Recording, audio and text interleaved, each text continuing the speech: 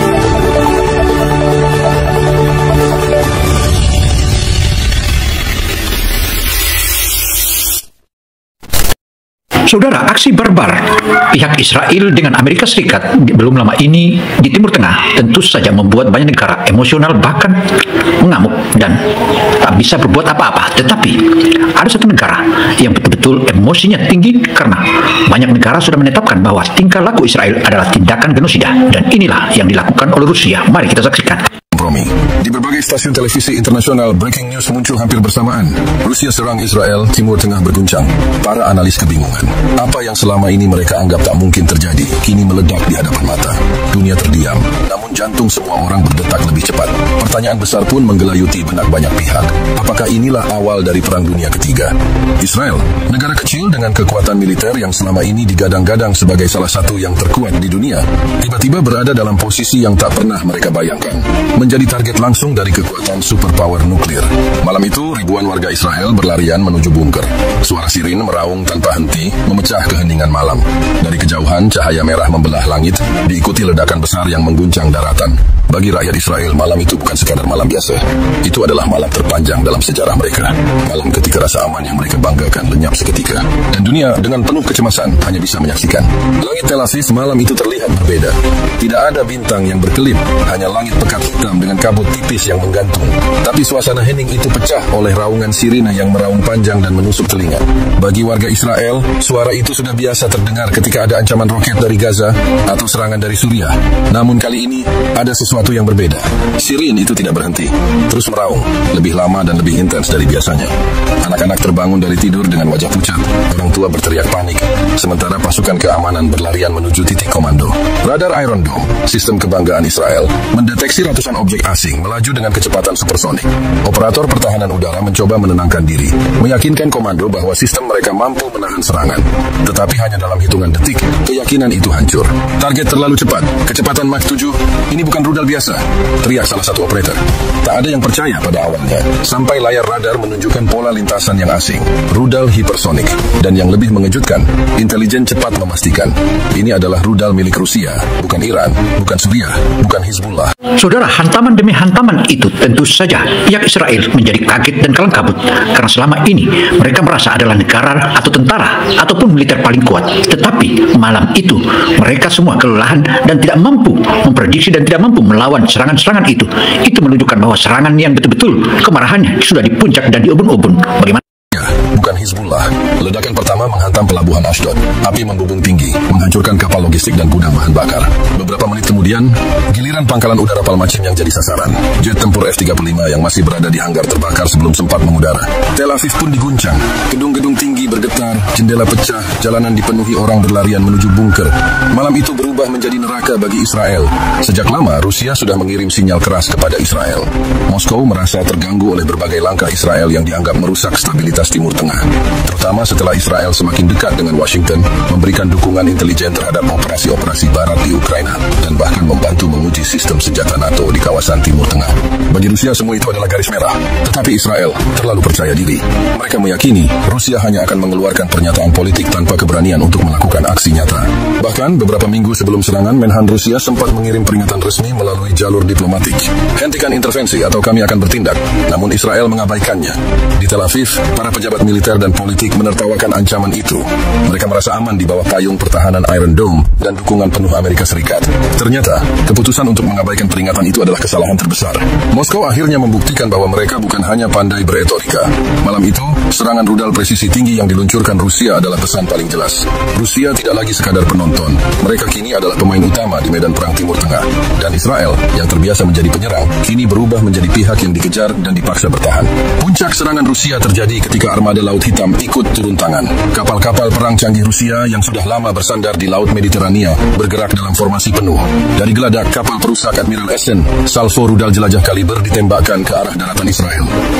Saudara, hantaman demi hantaman yang saat ini Israel yang kembali diburu oleh serangan itu, saatnya mereka merasakan apa yang diderita oleh negara-negara lain, terutama Palestina dan negara-negara yang pernah diserang Israel. Kini saatnya mereka berlarian ke bunker-bunker, bahkan mereka kaget luar biasa bahwa serangan yang begitu membabi buta dan mereka tidak bisa mampu untuk melawannya. Ini pasti serangan dari negara lain atau negara besar. Di saat itulah tentara-tentara Israel menyadari bahwa saat ini mereka sudah punya lawan tanding dan mulai ketakutan. Jenazah mayat terhambur di mana-mana. Langit malam seketika dipenuhi cahaya garis api, meluncur dari laut menuju daratan. Warga Israel yang berlari di jalanan menatap langit dengan ngeri. Mereka sadar, ini bukan lagi ancaman dari tetangga dekat seperti Gaza atau Lebanon. Ini adalah kekuatan militer raksasa dunia yang sedang menghantam mereka. Pertahanan Iron Dome mencoba bertahan. Rudal-rudal pencegat ditembakkan, langit dipenuhi ledakan cahaya pertempuran udara. Namun, untuk setiap rudal yang berhasil dicegat, ada 3 hingga 4 rudal lain yang lolos dan menghantam target dengan presisi mengerikan.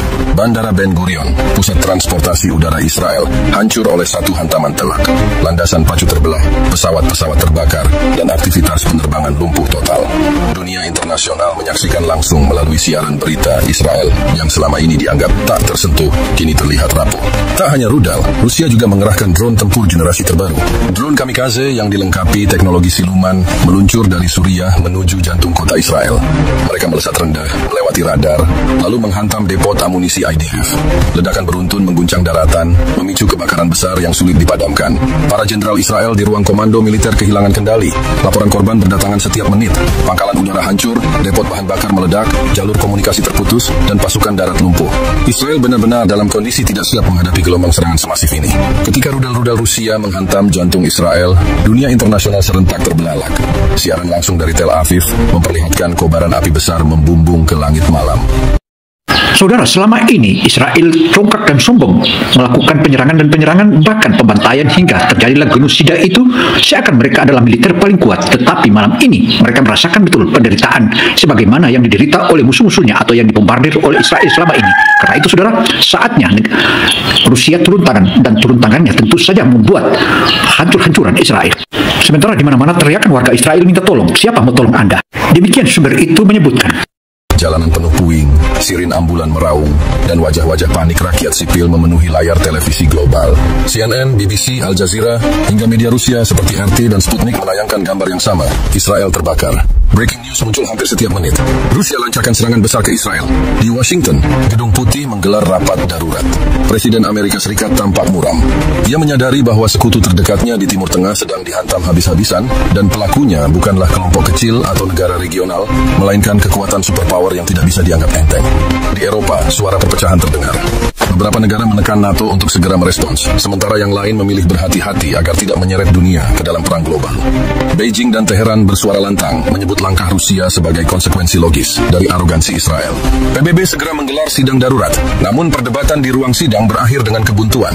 Barat mengecam Rusia, sementara negara-negara sekutu Moskow menilai bahwa langkah itu adalah bentuk pembersihan terhadap dominasi militer Israel. Meski ada perdebatan sengit di PBB, tetapi mereka mulai menyadari bahwa kekuatan selama ini dan ketidaksadaran hingga miringnya penilaian-penilaian terhadap Palestina dan negara-negara Islam. Kini saatnya mereka mulai menyadari bahwa adanya kekuatan baru dan kekuatan besar yang membela Islam atau kalangan di wilayah Timur Tengah. Saatnya kita akan saksikan.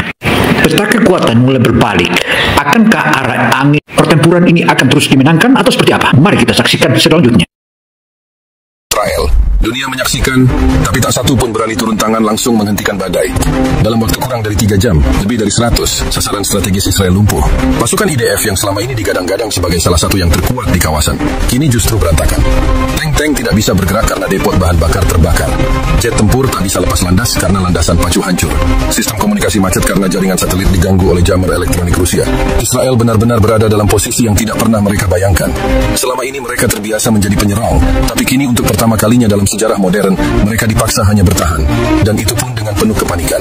Ketika berita serangan Rusia menyebar, dunia semakin diliputi ketegangan. Para analis mulai bicara soal kemungkinan eskalasi menuju perang global. Amerika Serikat segera mengirimkan armada kapal induk ke Mediterania Timur. Tujuannya jelas, menunjukkan dukungan penuh kepada Israel, sekaligus memberi sinyal kepada Rusia bahwa mereka tidak bisa bertindak sesuka hati. Namun, di balik layar, Pentagon tahu bahwa menghadapi Rusia bukanlah hal sepele. Sekali saja mereka salah langkah, dunia bisa benar-benar terjerumus ke dalam Perang Dunia Ketiga. Di Moskow, Presiden Rusia tampil di televisi nasional. Dengan nada tegas dan dingin, ia menyatakan bahwa operasi militer terhadap Israel adalah langkah pencegahan terhadap kebijakan Israel yang dianggap mengancam stabilitas kawasan dan merugikan kepentingan Rusia. Kata-kata itu sontak menimbulkan gelombang kejut. Dunia sadar, Rusia tidak sekadar memberi peringatan. Mereka benar-benar siap berkonfrontasi langsung dengan Israel dan bahkan Barat, bila diperlukan. Sementara itu, di Israel, Perdana Menteri tampak pucat ketika muncul di layar televisi nasional. Dengan suara gemetar, ia berusaha menenangkan rakyatnya. Israel akan bertahan. Kita tidak sendirian. Amerika dan sekutu kita akan berdiri bersama kita. Saudara, pidato Perdana Menteri Netanyahu saat ini masih memberikan dukungan atau memberikan kebangkitan dan dukungan agar masyarakatnya bisa mampu dan bertahan bersabar. Tetapi faktanya yang terjadi jadi lain. Namun di balik layar, para jenderalnya tahu bahwa situasi sudah di luar kendali. Israel bisa saja kehilangan kemampuan bertahan total bila Rusia melanjutkan serangan lebih lama. Armada Laut Hitam yang selama ini berlabuh di Tartus, Suriah, akhirnya dilepaskan dengan misi penuh, mengisolasi jalur suplai Israel dari arah laut. Kapal perusak kelas Admiral Grigorovich membuka jalan dengan radar menyapu cakrawala. Di belakangnya, kapal selam kelas Kilo menyusup tanpa jejak, siap meluncurkan rudal kaliber dari kedalaman laut. Israel yang selama ini merasa unggul dengan armada laut kecilnya di Haifa mendadak panik. Alarm berbunyi di markas AL Israel. Namun Rusia bergerak terlalu cepat. Malam itu, langit Tel Aviv kembali menyala ketika rudal kaliber menghantam pelabuhan Haifa. Gudang amunisi dan kapal perang yang baru saja bersandar luluh lantak dalam sekali serangan. Dunia terperanjat. Rusia bukan hanya melibatkan angkatan udara, tapi kini juga membuka front laut yang sepenuhnya memutus akses Israel. Israel selama ini dikenal dunia dengan sistem pertahanan Iron Dome dan David Sling yang dianggap tak tertembus. Namun kenyataan pahit mulai terlihat. Rudal Rusia yang berkecepatan tinggi dan berpola manuver kompleks membuat Iron Dome kewalahan. Hanya beberapa berhasil ditembak jatuh, sisanya meluncur tepat ke sasaran. Ledakan demi ledakan membuat wilayah strategis Israel lumpuh. Pangkalan radar Nevatim yang selama ini menjadi mata pertahanan udara Israel tiba-tiba hening. Rudal balistik Rusia berhasil melumpuhkan generator listriknya. Masyarakat dunia tercengang. Media Barat yang biasanya membela Israel kini dipenuhi headline menakutkan. Israel tidak lagi kebal. Sementara itu, rakyat Israel berbondong-bondong meninggalkan kota besar menuju pedesaan, mencari perlindungan dari serangan rudal yang tiada henti. Di Yerusalem, sirene darurat meraung hampir setiap jam. Perdana Menteri Israel tampak pucat dalam siaran pers daruratnya. Suaranya bergetar saat meminta bantuan dunia internasional. Namun, keheningan justru menjadi jawaban. Amerika Serikat dan Eropa memilih berhitung ulang. Mereka sadar, melawan Rusia berarti membuka pintu perang dunia. Israel pun merasa sendirian. Bandara internasional Ben Gurion ditutup setelah dihantam rudal presisi. Jalan raya menuju perbatasan dipenuhi kendaraan warga yang berusaha melarikan diri. Dalam waktu singkat, negara yang sebelumnya percaya diri kini berada di ujung tanduk. Dari Moskow, Presiden Rusia dengan dingin menyampaikan pidato singkat. Kami tidak menyerang rakyat. Kami menyerang rezim yang telah melanggar batas kesabaran dunia. Kata-kata itu menggema dan menjadi penegasan. Rusia tidak akan berhenti sebelum Israel benar-benar lumpuh. Keterlibatan Rusia di medan perang Israel adalah babak baru yang mengguncang sejarah dunia. Sebuah kenyataan yang menegaskan bahwa dominasi operasi militer tidak pernah abadi. Israel yang selama puluhan tahun dianggap sebagai kekuatan tak terkalahkan, kini bertekuk lutut di hadapan gelombang kekuatan Rusia. Namun dari balik kehancuran itu, sebuah pesan moral muncul. Kesombongan dan keyakinan bahwa teknologi bisa melindungi segalanya ternyata rapuh ketika berhadapan dengan kenyataan. Sejarah selalu berulang, negara yang arogan akhirnya tumbang. Bagi dunia, konflik ini adalah peringatan keras bahwa jalan peperangan hanya meninggalkan abu, reruntuhan, dan air mata. Kekuatan sejati bukanlah pada rudal yang diluncurkan, melainkan pada diplomasi, keadilan, dan kemanusiaan yang dijunjung tinggi. Demikianlah paparan opini Jino Televisi Indonesia. Semoga informasi ataupun kisah nyata ini dapat Anda memahami dan bisa memberikan edukasi serta menyadari bahwa perang itu tiada akhirnya dan tiada enaknya. Semua peperangan itu melahirkan penderitaan, dan itulah sehingga masyarakat dunia atau PBB meminta agar hentikan perang. Stop war, peace, peace, peace. Dan semoga para pemimpin dunia segera menyadari agar hentikan perang. Stop perang, stop perang. Begitu Pak.